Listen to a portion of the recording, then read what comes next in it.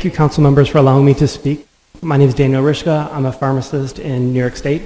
I'm here to talk about the Buffalo medical cannabis movement. When people hear about marijuana, there's a lot of presumption. You think of Bob Marley, you think of illicit drugs, you think of arrests.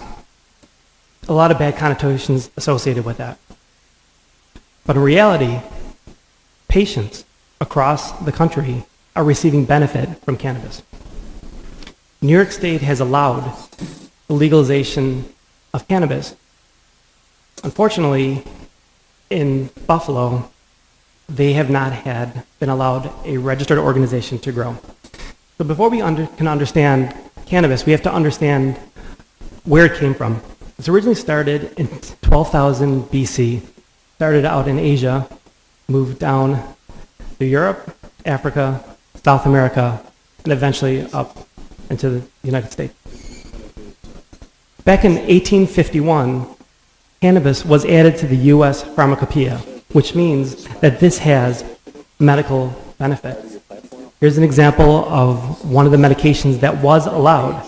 This has alcohol, cannabis, chloroform, and morphine. This was given as a cough syrup. This is considered medicine.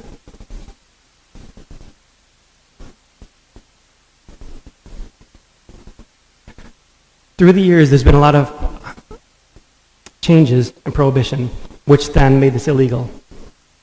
From reefer madness in 1936, the fear of cannabis moving from Mexico up into the United States, states started pulling away from the medical benefits of cannabis. In 1942, everything was pulled off of the U.S. Pharmacopoeia as medicine. Big pharmaceutical companies came into play, and it has stayed illegal since 1942. Proposition 215 in 1996 allowed California to allow cannabis, one of the first states to actually revisit cannabis as medicine. As of September 2015, there are 23 states plus the District of Columbia that have legalized cannabis. 4 states have allowed this for recreational use. So how can cannabis be legal by the state and federally illegal? This is the crux of the matter. It basically gets voted upon. You have the right and the decision to make that can affect thousands of patients in New York State and across the country. The CARES Act is currently submitted that would allow switching the scheduling from a Schedule 1 to a Schedule 2. This would change the game for patients across the U.S. In New York State, according to the regulation that is out there, all the medications that are now being produced will have to have these chemicals on it. All these have a medicinal value. Some are psychoactive, some are non-psychoactive. The biggest one is THC, tetrahydrocannabinol. This is the psychoactive effect.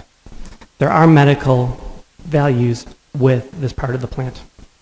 One of the products, called Marinol, is currently FDA allowed. It is the exact chemical structure to what is in the plant. This was a cartoon that someone put out. The plant in a smokable form is considered illegal. However, if you take that exact same structure, build this in a lab, add a whole bunch of ingredients to it, this has become legal and makes Wall Street investors very, very rich. There are definitely benefits of THC from pain reduction, antiemetic, anti-tumor, appetite stimulate, and sedative hypnotic. The opposite of THC is CBD. This is what we are fighting for, as well as the other parts of the plant. CBD has cannabidiol, several medical benefits, including anticonvulsants, antiemetics, anti-inflammatory, so forth. I'm not going to go into detail, but I have this here for your reference. There are several components of the plant that have psychoactive and non-psychoactive components. For patients, you may need a conjunction of both psychoactive and non-psychoactive for medical benefit.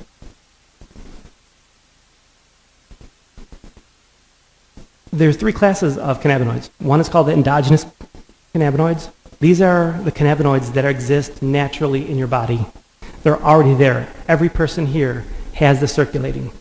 Then there's the phytocannabinoids. These are your THC, your CBD, etc. These are the cannabinoids that when added to your body can bring a desired effect. Then there's synthetic. Synthetic has medical benefits. They're usually listed by letters and numbers according to how they can design it. This is not to get confused with things that are currently out there, K2, spice, and bath salts, for example. These mimic THC, but have very unpredictable effects.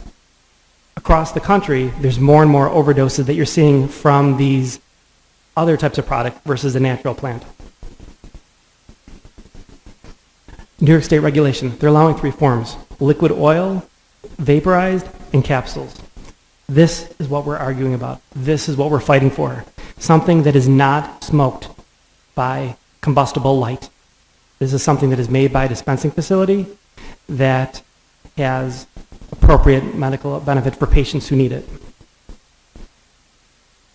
There's only 10 indications that New York State has allowed for use of this product. Notice that there's not PTSD, diabetes, or glaucoma as one of them. There are potential benefits. New York State has not allowed it. There's also symptoms associated with those diseases which could also be covered.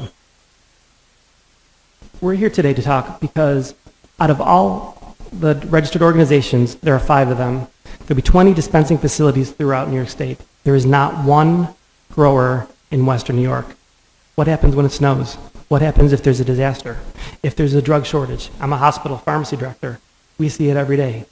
Where can these patients go that have switched their medications to a plant to get this product? There needs to be more accessibility. The growers for this area aren't in Western New York. They're in New York City and Long Island. The closest grower is in Rochester that will be dispensing not to Buffalo, but to New York City. There's a lot of considerations we have to take with this product. Polypharmacy, there's only going to be 5 strains allowed. There's 10 indications that are New York State approved.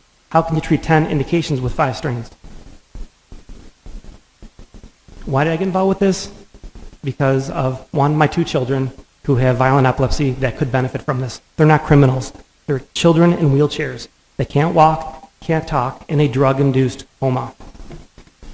Close friends that I've met throughout this journey, they're fighting for their children. This is a typical medication profile for my child every day.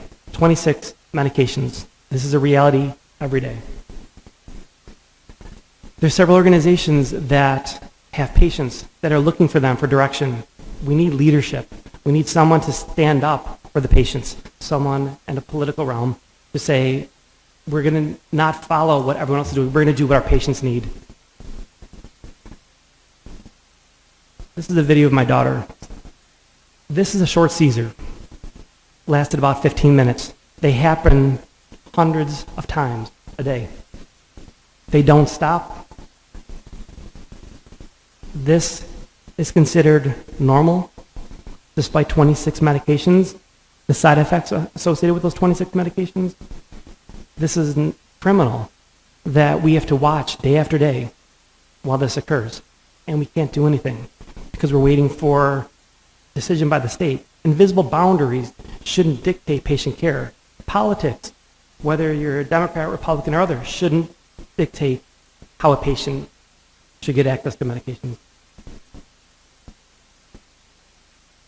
Thank you.